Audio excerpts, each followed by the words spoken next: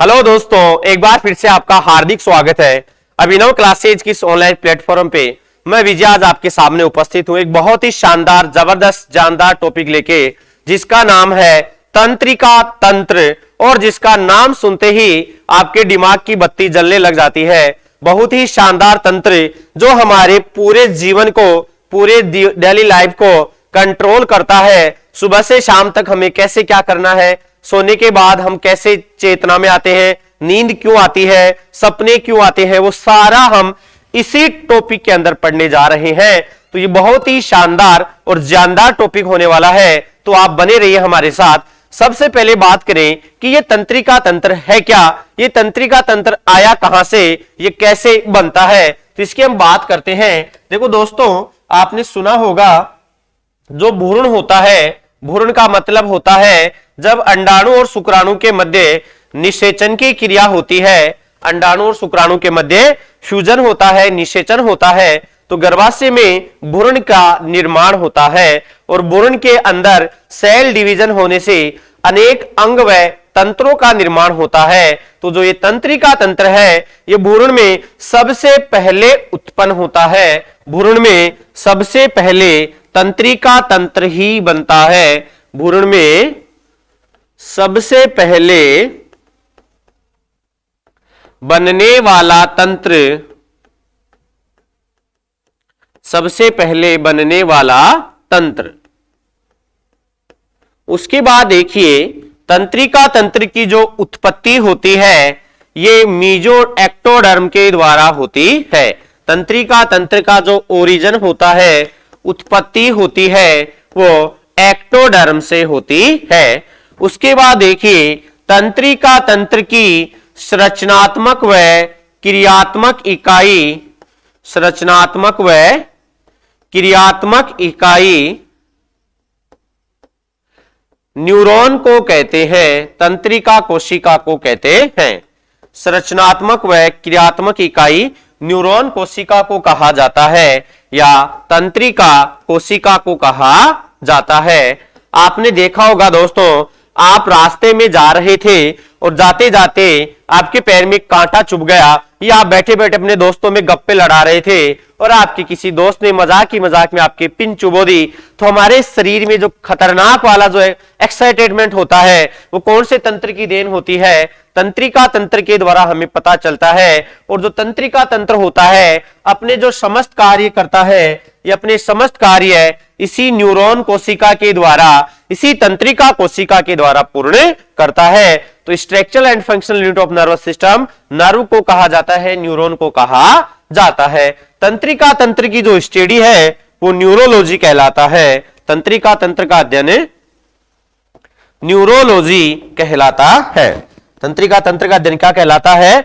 तो हम बताएंगे, तंत्रिका तंत्र का अध्ययन न्यूरोलॉजी कहलाता है। उसके बाद देखो दोस्तों, हम अब ये जो तंत्रिका तंत्र है, ये अंतःस्रावी तंत्र के साथ मिलके कार्य करता है। ये कौन से तंत्र के साथ मिलके कार्य करता है? अंतःस्रावी तंत्र के साथ मिलके कार्य करता है। जैसे ही अपना ब्रेन, आपको पता है ब्रेन अपने तंत्रिका तंत्र का ही पार्ट है, अपना ब्रेन दूसरे अंगों को मैसेज देता है और ग्रंथियों को मैसेज देता है, तो ग्रंथियों से हार्मोन रिलीज होते हैं, हार्मोन निकलते हैं, और वो हार्मोन हमारे शरीर को संभालने का कार्य करते हैं। जैसे कि आपके अंदर सामने कोई डरावनी वस्तु आ जाए, तो डरावनी वस्तु या डरावनी स्थिति का सामना करने के लिए एड्रेनलिन हार्मोन जिम्मेदार होता है। तो हमारी आंखें ब्रेन के पास मैसेज भेजेंगी, ब्रेन किडनी के ऊपर जो एड्रेनल ग्रंथि है उसके पास मैसेज भेजेगा, और एड्रेनल ग्रंथि तुरंत क्या रिलीज कर देगी? एड्रेनलिन हार्मोन को स्रावित कर देगी, जिससे क्या होगा? उस आपातकालीन स्थिति का सामना करने में आसानी रहेगी। इसीलिए एड्रेनलिन हार्मोन को आपातकालीन हार्मोन या करो या मरो हार्मोन कहा जाता है। तो ये बात आपको याद रखनी है कि अंतःस्रावी तंत्र और तंत्रिका तंत्र दोनों संयुक्त रूप से मिलकर कार्य करते हैं, जिसे न्यूरोएंडोक्राइनोलॉजी कहा जाता है। ठीक है, उसके बाद हम आगे चलते हैं। जो तंत्रिका तंत्र है, ये तंत्रिका तंत्र एक इमेज के द्वारा हम देखते हैं कि कैसा दिखाई देता है। समझने की आप कोशिश करना कि तंत्रिका तंत्र में कौन कौन सी संरचनाएं पाई जाती हैं। तो देखो दोस्तों, आपको यहां पे स्क्रीन पे दिख रहा होगा, ये एक इमेज है। इस इमेज के अंदर इस इमेज के अंदर आपको शरीर में कुछ जाल सा, एक नेटवर्क सा फैला हुआ है। तो ये जो नेटवर्क फैला हुआ है ये सारी हमारी नर्व सेल है, ये हमारी तंत्रिका कोशिकाएं हैं। और जो ये साइड में एक आपको इमेज दिख रहा है ये वाला इमेज नर्व सेल का इमेज है, तंत्रिका कोशिका का इमेज है। तो तंत्रिका तंत्र की संरचनात्मक व क्रियात्मक इकाई तंत्रिका कोशिका को कहा जाता है। ये तंत्रिका कोशिका को हम देखें तो ये वाला जो भाग है, ये वाला जो लंबा भाग है इसे एक्सोन कहा जाता है। इसे क्या कहा जाता है? तंत्रिकाक्ष या एक्सोन कहा जाता है। जो ये लंबा वाला भाग आपको दिख रहा है इसे एक्सोन कहते हैं। और जो ये वाला आपको भाग दिख रहा है इसे सेल साइट कोशिका का इसे कहा जाता है। और इसके ऊपर जो हेयर लाइक स्ट्रक्चर आपको दिख रही है इन्हें द्रुमिका या डेंड्रोन कहा जाता है। इन्हें क्या कहा जाता है? देखो दोस्तों, इन्हें डेंड्रोन कहा जाता है। डेंड्रोन कोशिका का, और ये क्या है? एक्सोन। एक्सोन के अंतिम सिरे पे कुछ गांठे से, कुछ लोब से दिखाई देते हैं जिन्हें साइनोटिक लोब कहा जाता है या तंत्रिका का अंतिम सिरा कहा जाता है। जो सूचनाएं होती हैं वो डेंड्रोन से आती हैं, कोशिका काय में आती हैं, इसका केंद्रक है, कोशिका काय से जाती हैं एक्सोन की और एक्सोन से साइनेटिक लोब से होते हुए अगली जो नर्व होगी, अगली नर्व के पास मैसेज को डिलीवर कर दिया जाता है। एक बहुत ही अच्छी बात आप यहां समझना, जो आपको ये दिख रहा है यहां पे, ये जो दिख रहा है एक्सोन है, इस एक्सोन के ऊपर जो ऐसी कुछ परतें होती हैं, ये वाली जो परतें होती हैं इन्हें माइलिन शीट के नाम से जाना जाता है। इन परतों को क्या कहते हैं? माइलिन शीट के नाम से जाना जाता है। और माइलिन शीट के बीच का जो स्पेस होता है कि एक्सोन का वह भाग जहां माइलिन शीट नहीं होती है उसे कहा जाता है रेविनियर के नोड। उन्हें क्या कहा जाता है? रेविनियर के नोड कहा जाता है। तो ये बात भी आपको बड़े ही ध्यान से समझनी है कि जो एक्सोन वाला भाग होता है उस पे कुछ वसा की परतें होती हैं जिन्हें माइलिन शीट कहा जाता है। और माइलिन शीट के ऊपर कुछ, जहां पे माइलिन शीट नहीं होती है वहां पे कुछ विशेष प्रकार के जगह पाई जाते हैं जिसे हम कहते हैं रेविनियर के नोड, या दो माइलिन शीट के बीच का जो अवकाश होता है, जो स्पेस होता है उसे रेविनियर के नोड कहा जाता है। और कोशिका काय में जो आपको शाखित जो संरचना दिखती है इसे डेंड्रोन कहा जाता है। तो हम इसको दो भागों में बांट सकते हैं, डेंड्रोन और एक्सोन। डेंड्रोन जो होता है वो छोटा होता है और एक्सोन जो होता है वो इसका लंबा वाला भाग होता है। डेंड्रोन वाला जो भाग होता है आप इमेज में देख लीजिए वो छोटा होता है और एक्सोन वाला जो भाग होता है ये भाग लंबा होता है। डेंड्रोन जो होता है वो शाखित होता है और जो एक्सोन होता है ये अशाखित भाग होता है। इसमें कुछ विशेष प्रकार की कणिकाएं होती हैं जिन्हें निसेल की कणिकाएं कहा जाता है। इसमें कुछ विशेष प्रकार की कणिकाएं होती हैं जिन्हें निसेल की कणिका कहा जाता है। निसेल की कणिकाएं जो होती हैं ये एक्सोन में नहीं पाई जाती हैं, निसेल की कणिकाएं केवल डेंड्रोन में पाई जाती हैं। और इसमें एक केंद्रक होता है, इसमें क्या होता है? केंद्रक होता है। और आपको दोस्तों पता होना चाहिए जो नर्व सेल होती है इसमें पुनरुद्भवन की क्षमता नहीं पाई जाती है। कहने का मतलब इसके एक बार क्षतिग्रस्त होने के बाद दोबारा बनने की कैपेसिटी इसमें नहीं पाई जाती है, क्योंकि इसमें जो सेंट्रोसोम होता है, तारक काय होता है, वो इसमें नहीं पाया जाता है। तो ये आपके सामने एक नर्व सेल का इमेज मैंने आपको दिखाया है। हमारे शरीर में दोस्तों 3 प्रकार की नर्व पाई जाती हैं। हमारे शरीर में कार्य के आधार पे हम नर्व सेल को 3 भागों में बांट सकते हैं। कार्य के आधार पे हम नर्व सेल को 3 भागों में बांट सकते हैं। आपने नाम सुना होगा संवेदी तंत्रिका, एक होती है प्रेरक तंत्रिका और एक होती है मिश्रित तंत्रिका। कौन सी होती है? मिश्रित तंत्रिका। संवेदी तंत्रिका एक होती है प्रेरक तंत्रिका और एक होती है मिश्रित तंत्रिका। ये हमारे शरीर के अंग हैं और ये हमारा क्या है? मस्तिष्क है। आपको पता है जो ब्रेन तक जो सूचनाएं पहुंचती हैं, ब्रेन तक सूचनाओं को पहुंचाने के लिए विशेष प्रकार की सेल्स शरीर में होती हैं। हमारे अंगों से ब्रेन तक जो सूचनाएं पहुंचती हैं उनको पहुंचाने के लिए विशेष प्रकार की सेल्स हमारे शरीर में पाई जाती हैं, जिन्हें हम नर्व सेल कहते हैं। और फंक्शन के आधार पे हम नर्व सेल को 3 भागों में बांटते हैं। एक होती है सेंसरी नर्व, इसको बोलते हैं सेंसरी नर्व, इसे बोलते हैं मोटार, और इसे बोला जाता है मिक्स्ड। इसे क्या बोला जाता है? मिक्स्ड। तो देखो आप इनके कार्यों को समझने की कोशिश करना। जैसे कि आपके हाथ में कोई पिन चुभी, आपके हाथ में किसी ने क्या चुबा दी? पिन चुबा दी, या आपके हाथ में कोई गर्म वस्तु को छुआ, तो यहां ये अंग है, अंग से सूचना हमारे ब्रेन तक तंत्रिका के द्वारा पहुंचाई जाएगी। तो प्रश्न आ जाए कि अंगों से सूचनाओं को ब्रेन तक पहुंचाने का काम कौन सी नर्व करती है? तो हम बताएंगे अंग की सूचना संवेदी तंत्रिका के द्वारा मस्तिष्क तक जाती है। अंगों की सूचना संवेदी तंत्रिकाओं के द्वारा मस्तिष्क तक जाती है। फिर मस्तिष्क का जो समाचार होता है, मस्तिष्क का जो मैसेज होता है, इस मस्तिष्क के मैसेज को प्रेरक तंत्रिका वापस अंगों तक ले जाने का कार्य करती है। समझने की कोशिश करना। ब्रेन का, जैसे कि आपके हाथ में किसी ने हाथ रखा है, आपकी शादी हो और आपकी दुल्हन जो है उसका हाथ आपके हाथ में रखा जाए, तो आप बड़े ही खुश हो जाओगे और आपका ब्रेन कहेगा ये हाथ हमेशा ऐसे ही साथ रहना चाहिए। तो ब्रेन उसको बिल्कुल भी दूर करने की कोशिश नहीं करेगा। मतलब मस्तिष्क ने प्रेरक तंत्रिका के द्वारा अंगों तक मैसेज को क्या कर दिया? डिलीवर। और यदि वही हाथ आपके हाथ में किसी मुर्दे का है, तो आप अपने हाथ को तुरंत क्या कर लोगे? अलग कर लोगे, क्योंकि ब्रेन ने कहा कि अपने कोई काम का नहीं है, हाथ को आप जल्दी से क्या कर लीजिए? अलग कर लीजिए।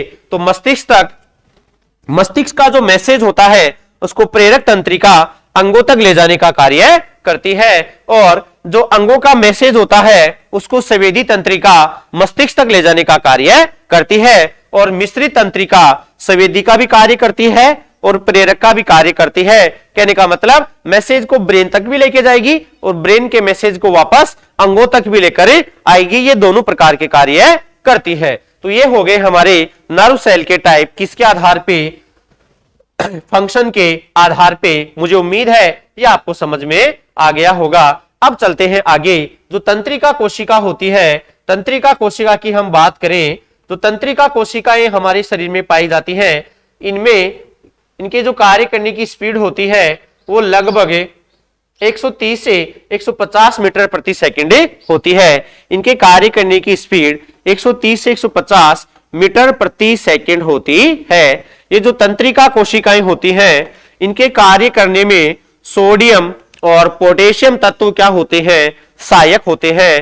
तंत्रिकाओं को कार्य करने के लिए सोडियम और पोटेशियम तत्व का होना अति आवश्यक होता है। सोडियम पोटेशियम पंप का निर्माण होता है, जिसके द्वारा ये हमारे जो कार्य होते हैं उनको पूर्ण कर पाती हैं। और इनका कार्य करने की स्पीड होती है दोस्तों 130 से 150 मीटर प्रति सेकंड। बहुत ही फास्ट होती है। देखा होगा, मैंने कहा हाथ ऊपर उठ जा, हाथ ऊपर उठ गया, नीचे हो जा, नीचे हो गया, ऐसे हो जा, हो गया, ऐसे हो जा, हो गया। तो बहुत ही तेज गति से तंत्रिकाएं क्या होती हैं?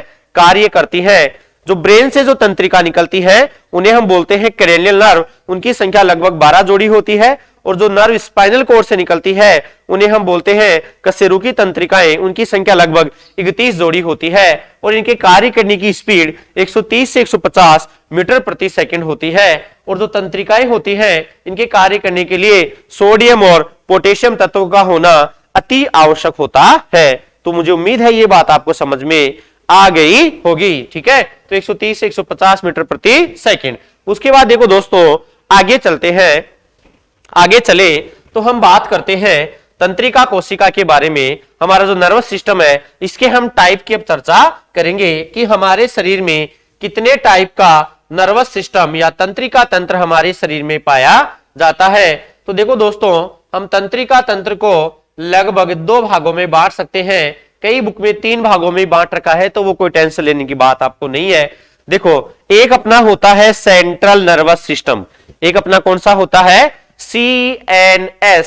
सेंट्रल नर्वस सिस्टम में 2 चीजें आती हैं। एक आता है अपना ब्रेन और एक आती है अपनी spinal cord. Central nervous system या केंद्रीय तंत्रिका तंत्र जो होता है, इसमें हम ब्रेन को और स्पाइनल कॉर्ड को शामिल करते हैं। इसमें ब्रेन और स्पाइनल कॉर्ड को शामिल किया जाता है। आपको पता है हमारी बॉडी पे 99% कंट्रोल ब्रेन का होता है ब्रेन को बॉडी का किंग कहते हैं। सारे शरीर के जितने भी अंग हैं सब पे ब्रेन का नियंत्रण होता है, तो ब्रेन को किंग ऑफ बॉडी भी कहा जाता है। तो सेंट्रल नर्वस सिस्टम में ब्रेन और स्पाइनल कॉर्ड की बात की जाती है। उसके बाद बात करें पेरिफेरल, देखो इस इमेज में आपको दिख रहा होगा ब्रेन से और स्पाइनल कॉर्ड से कुछ नारु निकलती हैं। इन नारु का जाल पूरे शरीर में फैला होता है। इन नारु का जो जाल होता है ये पूरे शरीर में फैला होता है, तो वो होता है पेरिफेरल नर्वस सिस्टम, या इसे हम बोल सकते हैं परिधीय तंत्रिका तंत्र। तो एक तो हो गया केंद्रीय तंत्रिका तंत्र, जिसमें ब्रेन और स्पाइनल कॉर्ड है। इनसे निकल के पूरे शरीर में जो नारु फैलती हैं उनको हम किसमें शामिल करते हैं? पेरिफेरल नर्वस सिस्टम में। ठीक है, इसमें हम इसका एक टाइप होता है ऑटोनोमस नर्वस सिस्टम, मतलब इसे बोलते हैं स्वायत्त तंत्रिका तंत्र। इसका एक टाइप कौन सा होता है? स्वायत्त का मतलब होता है सेल्फ, अपने आप, वो तंत्र जो शरीर में जरूरत के हिसाब से अपने आप ही सक्रिय होता है, वो होता है स्वायत्त तंत्रिका तंत्र। स्वायत्त तंत्रिका तंत्र को आगे दो भागों में बांट सकते हैं, सिंपैथेटिक और पैरासिम्पैथेटिक, मतलब अनुकंपी और दूसरा है परानुकंपी। जैसे कि बात करें, इसके उदाहरण से समझते हैं। जैसे कि हमारे घर पे आग लग जाएगी, आग लगे, आग लगते ही शरीर, ब्रेन, आंख देखेगी उसे और ब्रेन के पास मैसेज आएगा, और ब्रेन के पास मैसेज आते ही शरीर में तुरंत कौन सा सिस्टम एक्टिव हो जाएगा? ANS, automatic. देखो नाम से पता चल रहा है ऑटोनोमस, ऑटोमेटिक एक्टिव होता है। ये एक्टिव होगा तो इसका जो सिंपैथेटिक सिस्टम है वो एक्टिव होगा, और सिंपैथेटिक सिस्टम एड्रेनलिन हार्मोन के साथ मिलकर कार्य करेगा। एड्रेनलिन हार्मोन के साथ मिलकर कार्य करेगा तो इसके क्या प्रभाव अपने को देखने को मिलेंगे? जैसे कि हमारे रोंगटे खड़े हो जाएंगे, हमारी घबराहट हो जाएगी, हमारे ब्लड का सर्कुलेशन फास्ट हो जाएगा, बीपी तेज हो जाएगा, बीपी बढ़ जाएगा, सांस की स्पीड तेज हो जाएगी, धड़कन तेज हो जाएगी, गला सूखने लग जाएगा, क्योंकि लार के श्रावण को ये क्या कर देता है? कम कर देता है। उसके बाद इसके विपरीत कार्य करता है पैरासिम्पैथेटिक या परानुकंपी तंत्रिका तंत्र। परानुकंपी और अनुकंपी एक दूसरे के विपरीत कार्य करते हैं। अनुकंपी जिन चीजों को बढ़ा देता है, परानुकंपी उनको वापस नॉर्मल करने का कार्य करता है। इसके अलावा इसमें एक दूसरा आता है जो नर्व होती है, सेंसरी नर्व और मोटार नर्व। इसको इंग्लिश में बोलते हैं फ्रेंड, जो ब्रेन तक मैसेज लेके जाती है, और मोटार जो ब्रेन के मैसेज को वापस अंगों तक लेकर आती है। इस इमेज में आपको दिख रहा होगा, ये देखिए, ये जो नर्व का जाल है ये पूरे शरीर में फैला हुआ होता है। आपने देखा होगा जब किसी व्यक्ति के पैरालिसिस हो जाता है, जैसे यदि हाथ में पैरालिसिस हो गया तो हाथ का ब्रेन से कनेक्शन कट जाता है। हाथ की नर्व के पास, हाथ की जो तंत्रिका होती है, इनके पास मैसेज नहीं आ पाता है ब्रेन से, क्योंकि तंत्रिका कोशिका अपना कार्य सही तरीके से नहीं कर पाती है। जिसे आप हाथ को ऊपर उठाना चाहोगे तो आपका हाथ बिल्कुल भी काम नहीं करेगा। अब जैसे हमारा हाथ बिल्कुल काम कर रहा है, यदि साथ में पैरालिसिस हो जाए तो इसको उठा के ही साइड में रखना पड़ेगा। ये खुद से कोई काम नहीं करे पाएगा, क्योंकि इसकी नर्व सेल ने कार्य करना क्या कर दिया? बंद कर दिया। तो नर्व सेंसरी और मोटार। सेंसरी के बारे में भी मैंने आपको बताया था कि वे तंत्रिकाएं जो अंगों के समाचार को मस्तिष्क तक लेकर जाने का कार्य करती हैं, उन्हें संवेदी तंत्रिकाएं कहते हैं। और वे तंत्रिकाएं जो अंगों के मस्तिष्क के समाचार को अंगों तक लेकर जाने का कार्य करती हैं, मस्तिष्क के मैसेज को ऑर्गन्स तक डिलीवर करती हैं, उन्हें हम मोटार नर्व या प्रेरक तंत्रिकाएं कहते हैं। और वे तंत्रिकाएं जो अंगों के समाचार को मस्तिष्क तक लेकर जाती हैं, उन्हें हम सेंसरी नर्व कहते हैं। ये बात आपको समझ में आ गई होगी। दोबारा देख लीजिए, केंद्रीय तंत्रिका तंत्र कि इसमें ब्रेन और स्पाइनल कॉर्ड को शामिल किया गया। ये आपको दिखा रखा है सीएनएस का इमेज, सेंट्रल नर्वस सिस्टम, जिसमें ब्रेन और स्पाइनल कॉर्ड को दिखा रखा है। और ये वाला है अपना पेरिफेरल, केंद्र से निकल के, पेरिफेरल का मतलब होता है चारों ओर फैला हुआ, केंद्र से निकल के परिधि की ओर चारों ओर फैला हुआ।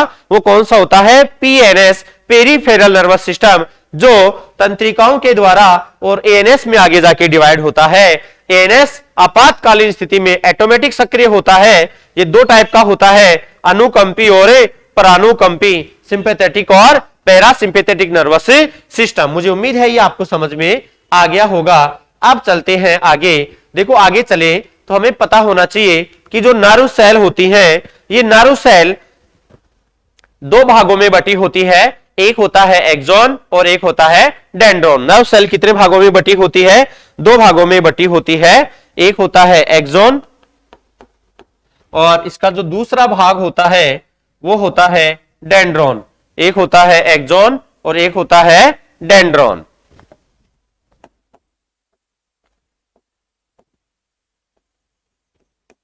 एक्सॉन जो होता है ये अशाखित होता है और जो डेंड्रॉन होता है ये शाखित होता है। एक्सॉन जो होता है ये लंबा होता है और डेंड्रॉन जो होता है ये छोटा होता है। डेंड्रॉन में विशेष प्रकार की कणिकाएं पाई जाती हैं, निसेल की कणिकाएं। क्या पाई जाती हैं? निसेल की कणिकाएं। इसमें निसेल की कणिकाएं अब्सेंट होती हैं, नहीं पाई जाती हैं। इस वाले जो नर्वस सिस्टम होता है, ये एक्सॉन वाला जो भाग है नर्व सेल का, इसमें निसेल कणिकाएं नहीं पाई जाती हैं। इसमें माइलिन शीट पाई जाती है, इसमें माइलिन शीट पाई जाती है और इसमें माइलिन शीट नहीं पाई जाती। माइलिन शीट अब्सेंट होती है, नहीं पाई जाती है, अनुपस्थित होती है। उसके बाद देखिए, जो ये एक्सॉन होता है इस पर एक विशेष प्रकार के नोड पाए जाते हैं जिन्हें रेविनियर के नोड कहा जाता है और डेंड्रॉन में ये नोड नहीं पाए जाते हैं। ठीक है, इसमें जो माइलिन शीट होती है इसमें एक विशेष प्रकार की सेल पाई जाती है जिन्हें स्वान कोशिका कहा जाता है। जिन्हें क्या कहा जाता है? स्वान कोशिका जिन्हें कहा जाता है। तो स्वान कोशिका किसमें पाई जाती है? एक्सॉन में। निसेल की कणिकाएं किसमें पाई जाती हैं? डेंड्रॉन में। एक्सॉन कितना होता है? एक। एक्सॉन कितना होता है? संख्या में एक। और ये क्या होता है? एक से ज्यादा। एक से क्या होता है? ज्यादा होता है। ये आपको बात याद रखनी है। अब आगे बात करते हैं कि सिनेप्सिस क्या होता है। आगे बात करेंगे कि ये सिनेप्सिस क्या होता है, दर्द का अनुभव हमें कैसे होता है। थोड़ी सी हम इसकी बात अब कर लेते हैं। सिनेप्सिस क्या होता है? देखो, वह स्थान जहां सूचनाओं का, जहां एक तंत्रिका की सूचना दूसरी तंत्रिका में जाती है, एक तंत्रिका की सूचना दूसरी तंत्रिका में जाती है, उस स्थान को हम क्या बोलते हैं? सिनेप्सिस। एक इमेज से समझना, जैसे ये एक नर्व है, ये सूचना लेकर आई। सूचना हमेशा डेंड्रॉन से जाती है एक्सॉन की ओर। सूचना हमेशा किधर से किधर जाएगी? डेंड्रॉन से एक्सॉन की ओर जाएगी। तो ये आई, अब ये यहां से दूसरी तंत्रिका चालू हो गई। ये एक तंत्रिका है और ये दूसरी तंत्रिका है। अब ये एक नंबर वाली तंत्रिका के पास कोई भी मैसेज है वो किसको देगी? इस दो वाली तंत्रिका को देगी। तो इस स्थान को हम क्या बोल देंगे? सिनेप्सिस। वह स्थान जहां पे दो नर्व सेल आपस में मिलती हैं, उस स्थान को सिनेप्सिस कहा जाता है। उस स्थान को क्या कहा जाता है? सिनेप्सिस कहा जाता है।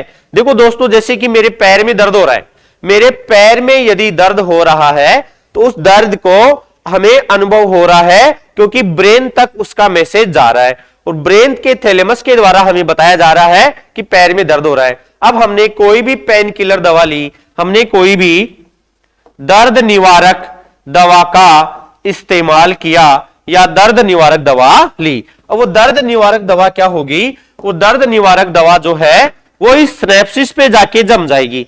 इस सिनेप्सिस पे जमने से क्या होगा? सिनेप्सिस पे जमने से इस वाली नर्व की सूचना इस वाली नर्व में ट्रांसफर नहीं होगी और जब सूचना आगे जाएगी नहीं तो दर्द का अनुभव होना क्या हो जाएगा? बंद हो जाएगा।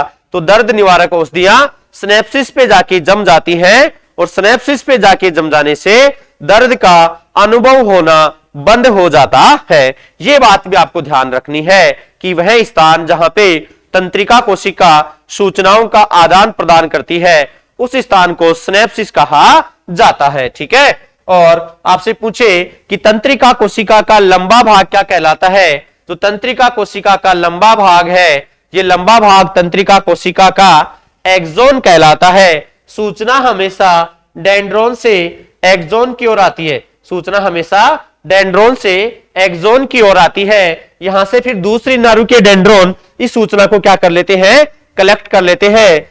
तो जहां पे दो तंत्रिकाएं मिलती है उस स्थान को सिनेप्सिस कहा जाता है। उस स्थान को क्या कहा जाता है, सिनेप्सिस कहा जाता है। यह बात आपको ध्यान में रखनी है, ठीक है। उसके बाद आपसे पूछे कि तंत्रिका कोशिका की संख्या लगभग 100 अरब हमारे शरीर में होती है। शरीर में लगभग 100 अरब नर्व सेल पाई जाती हैं और नर्व सेल के कार्य करने के लिए आवश्यक खनिज सोडियम और पोटेशियम पाया जाता है। नर्व सेल जो होती है इसमें विभाजन की क्षमता नहीं होती है।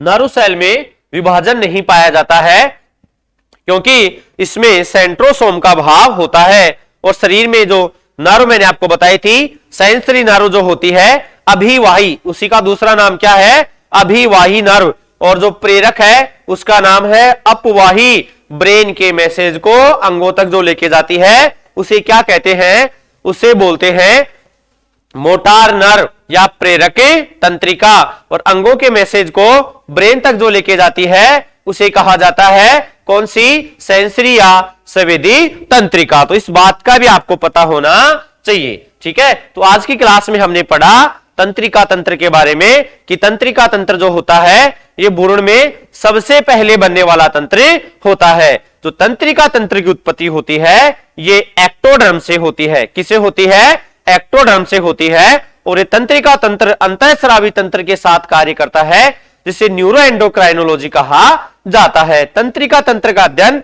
न्यूरोलॉजी कहलाता है। क्या कहलाता है, न्यूरोलॉजी कहलाता है। और तंत्रिका तंत्र की संरचनात्मक और क्रियात्मक इकाई न्यूरॉन को या नर्व सेल को कहा जाता है। नर्व सेल शरीर में लगभग 100 अरब पाई जाती हैं और हमारे जितने भी अंग हैं ब्रेन के कांटेक्ट में नर्व सेल के माध्यम से ही होते हैं, ठीक है। तो नर्व सेल के बारे में हमने पढ़ा। उसके बाद हमने पढ़ा कि हमारा जो ब्रेन तंत्रिका तंत्र है इसको हम दो भागों में बांट सकते हैं। एक केंद्रीय तंत्रिका तंत्र जिसमें हम किसकी बात किए, जिसमें हमने बात की मस्तिष्क की और मेरुरज्जु की। जो सीएनएस होता है केंद्रीय तंत्रिका तंत्र होता है, इसमें ब्रेन और रीढ़ की हड्डी के जो अंदर स्पाइनल कोड होता है उसके बारे में, इसके जो फंक्शन होते हैं उनका अध्ययन किया जाता है। और इनसे निकल के पूरे शरीर में जो नर्व फैलती हैं उनका जो स्टडी होता है वो पेरिफेरल नर्वस सिस्टम में होता है, परिधीय तंत्रिका तंत्र में किया जाता है। परिधीय तंत्रिका तंत्र दो टाइप का होता है, ऑटोनोमस और दूसरा होता है सोमेटिक नर्वस सिस्टम। ऑटोनोमस वो होता है जो शरीर में अपने आप ही एक्टिव होता है और आपातकालीन स्थिति में हमें लड़ने के लिए तैयार करता है। इसके लिए एड्रेनलिन हार्मोन की मदद ली जाती है। और इसमें जो सोमेटिक होता है इसके अंदर सेंसरी और जो मोटार नर्व होती हैं उनको शामिल किया गया है। अब बात करते हैं कि न्यूरोट्रांसमीटर क्या होते हैं, न्यूरॉन ट्रांसमीटर क्या होते हैं। थोड़ा सा हम इसकी बात करते हैं न्यूरोट्रांसमीटर की। मुझे उम्मीद है आपको क्लास समझ में आ रही होगी कि न्यूरोट्रांसमीटर क्या है, ठीक है। देखो न्यूरोट्रांसमीटर, न्यूरोट्रांसमीटर तो न्यूरोट्रांसमीटर वे रसायन जो तंत्रिका कोशिका के कार्य करने के लिए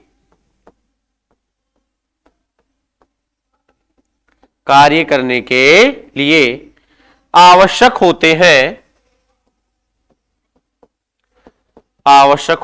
हैं कि वे पदार्थ जो नर्व सेल के फंक्शन करने के लिए आवश्यक होते हैं उन्हें हम न्यूरोट्रांसमीटर कहते हैं। जैसे बात करें एसिटाइल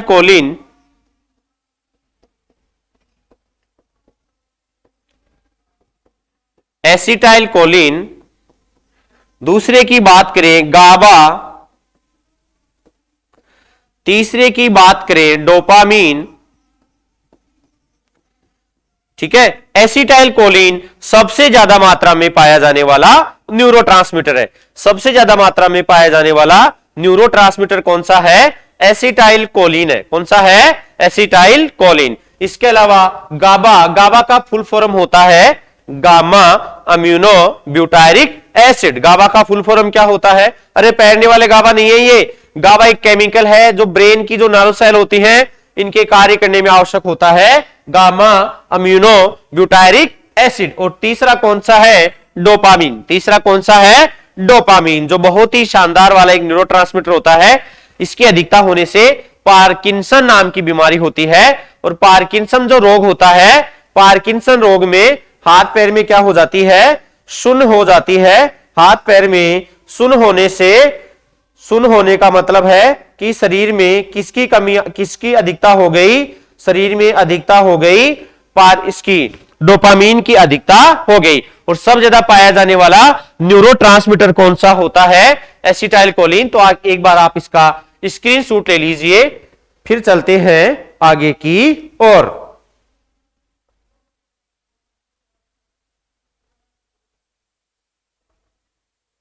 हाँ, तो ये था हमारे सामने न्यूरोट्रांसमीटर। तो मुझे उम्मीद है आज की क्लास आपको समझ में आ गई होगी।